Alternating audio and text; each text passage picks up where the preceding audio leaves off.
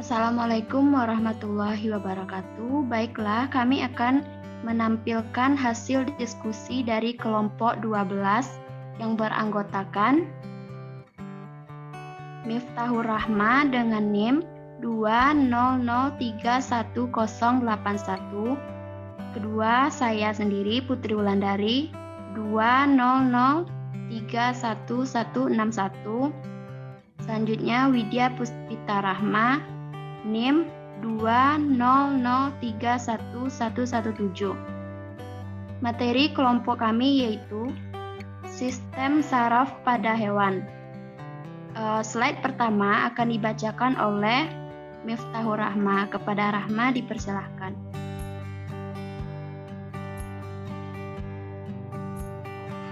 Baiklah, fungsi sistem saraf pada hewan.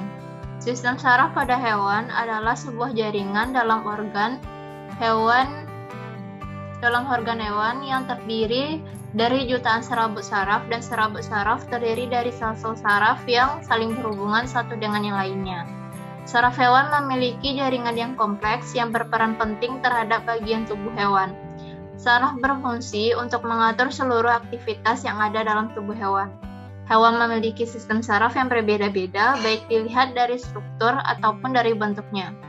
Hewan vertebrata memiliki sistem saraf yang itu saraf tepi dan saraf pusat, sedangkan hewan invertebrata memiliki sistem saraf berbentuk seperti tangga tali.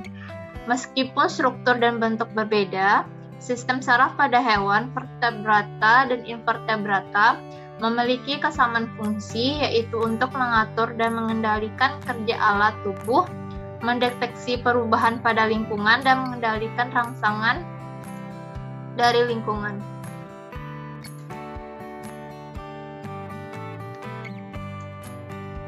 Sistem saraf invertebrata. Susunan saraf pada hewan invertebrata tentu berbeda dengan hewan vertebrata.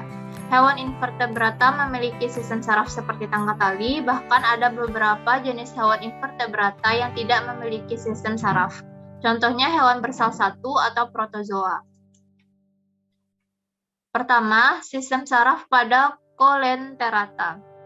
Pada Coelenterata akuatik seperti hidra, ubur-ubur, anemon laut, sistem saraf terletak di antara epidermis dan gastrodermis. Terdapat sistem saraf difus karena sel-sel saraf masih tersebar, saling berhubungan satu sama lain, menyerupai jala yang disebut dengan saraf jala. 2. Sistem saraf echinodermata. Sistem saraf pada echinodermata masih merupakan sistem saraf primitif. Meskipun sel-sel saraf tersusun dalam bentuk cincin saraf, seliling rongga mulut, dan mempunyai cabang ke tiap lengan. Tetapi susunan saraf lainnya masih difus seperti jala, belum ada pengelompokan dalam ganglion. Sel-sel saraf berhubungan dengan kaki pembuluh, duri, dan lain-lain.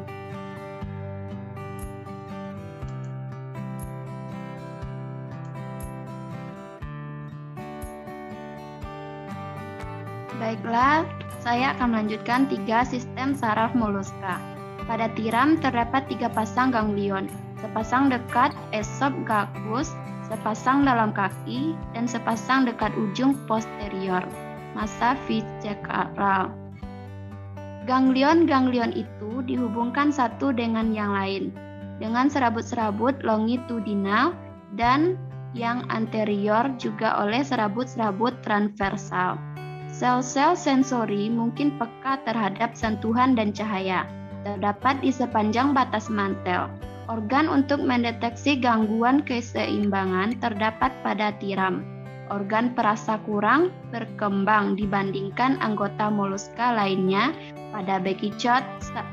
Saraf-saraf ganglion secara rapat berpasangan sebagai saraf cerebral atau dorsal dari faring dan bukal. Saraf kaki, saraf jeroan, saraf-saraf dari ganglion itu melanjut ke seluruh sistem organ. 4. Ubur-ubur atau Hydra sp. Ubur-ubur dan Hydra sp belum memiliki sistem saraf. Sel-sel saraf, ubur-ubur, dan hindra SP menyebar secara merata ke seluruh tubuh dan berhubungan satu dengan yang lain membentuk suatu anyaman. Sel-sel saraf motorik berakhir pada serabut otot, sedangkan sel saraf sensorik berakhir pada permukaan tubuh.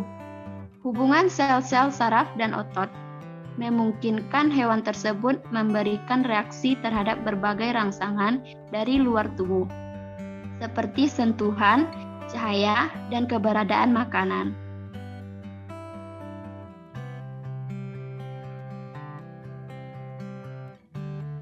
Lima, cacing. Hewan cacing atau vermes memiliki sistem saraf berbentuk seperti tangga tali yang memanjang dan arah kepala ke arah belakang atau ekor. Cacing pipih, misalnya planaria, memiliki susunan saraf berupa 2 buah ganglia di daerah kepala. Selanjutnya, di setiap ganglion terdapat seberkas saraf memanjang atau longitudinal ke bagian ekor. Cacing tanah memiliki sistem saraf yang terdiri atas ganglion kepala, ganglion bawah kerongkongan, dan ganglion ruas badan. Ganglion kepala merupakan kumpulan badan sel saraf terletak di ujung depan tubuh pada ruas ketiga. Ganglion kerongkongan dan ganglion ruas badan terletak di bawah saluran pencernaan.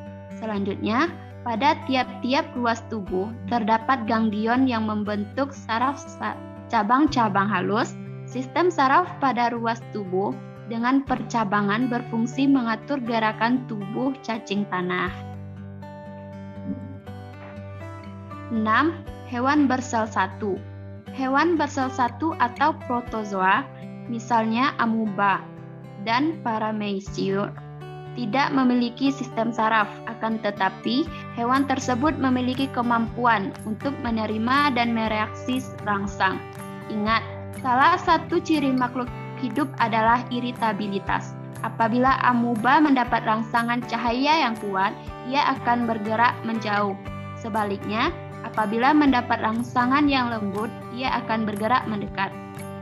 Paramecium sebagai hewan berambut getar memiliki serabut-serabut saraf yang berakhir pada tumbukan rambut getar atau silia. Selanjutnya akan dibacakan oleh Widya Puspita Rahma. Kepada Widya disilahkan. Selanjutnya, sistem saraf vertebrata. Sistem saraf dari hewan vertebrata dibagi menjadi sistem saraf pusat atau SSP dan sistem saraf tepi atau SST. SSP terdiri dari otak dan sumsum tulang belakang. SST utamanya terdiri dari saraf yang merupakan serat panjang yang menghubungkan SSP ke setiap bagian dari tubuh. Yang pertama ada amfibi. Katak merupakan salah satu contoh hewan amfibi yang memiliki sistem saraf tepi dan saraf pusat. Amfibi memiliki bagian otak depan, otak tengah, otak belakang, dan sumsum lanjutan yang membentuk sistem saraf pusat. Sedangkan serabut saraf dan sela-sela ruas tulang belakang membentuk sistem saraf tepi. Otak besar berkembang memanjang berbentuk oval. Bagian ujung otak besar berhubungan dengan indera penciuman. Otak tengah berkembang cukup baik dan terhubung dengan indera penglihatan atau lobus optikus. Otak kecil memiliki bentuk lengkung mendatar menuju arah sumsum lanjutan dan kurang berkembang dengan baik.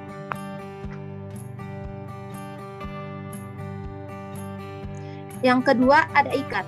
Memiliki sistem saraf tepi dan saraf pusat yang terdiri dari otak dan sumsum lanjutan. Sistem saraf tepi terdiri dari serabut saraf otak dari sumsum tulang belakang. Otak ikan terdiri dari otak depan, otak tengah, otak kecil, dan sumsum lanjutan. Otak depan berhubungan dengan saraf penciuman dan hidung. Otak tengah berhubungan dengan saraf penglihatan.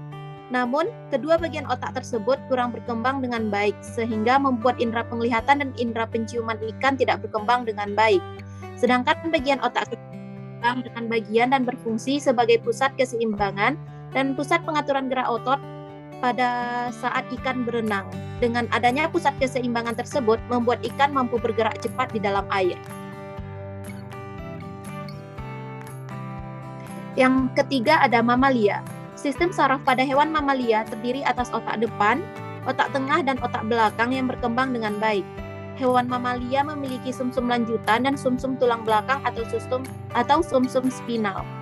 Beberapa jenis hewan mamalia memiliki lebih karena saraf-saraf pusatnya mengalami perkembangan yang lebih menonjol. Contoh kemampuan hewan untuk mencari mangsa, kemampuan pada indera penglihatan dan indera pendengaran pada kucing, indera pendengar yang tajam pada kelelawar, indera pencium yang tajam pada anjing. Yang keempat ada reptilia. Reptilia memiliki sistem saraf tepi dan saraf pusat. Pada bagian otak besar, yaitu lobus olfaktorius adalah pusat penciuman yang berkembang baik sehingga membuat indera penciuman menjadi lebih tajam. Namun, perkembangan otak tengah pada hewan reptil terdesak oleh otak besar sehingga membuat otak tengah menjadi kurang berkembang sehingga menyebabkan indera penglihatan hewan reptil menjadi kurang tajam atau buram.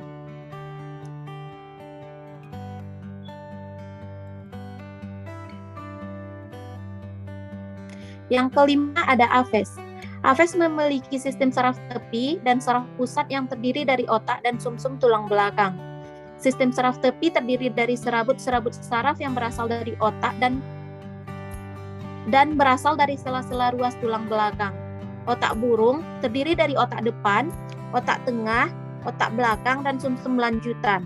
Otak besar aves merupakan bagian utama dan otak depan terbagi menjadi dua, yaitu belahan kanan dan belahan kiri, dengan permukaan yang tidak berlipat-lipat sehingga tidak menampung banyak sel saraf.